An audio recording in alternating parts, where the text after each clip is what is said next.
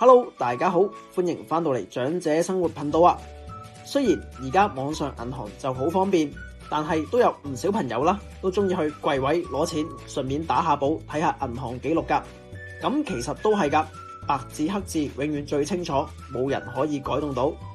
不過如果係用緊匯豐銀行嘅朋友啦，就要留意啦。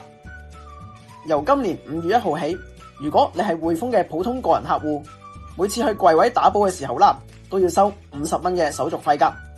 另外，如果你喺櫃位入支票啦，每張支票都要收5蚊嘅手續費噶，真係樣樣服務都要同你收錢噶。不過各位老友記又唔使咁擔心嘅，呢度都講翻啦。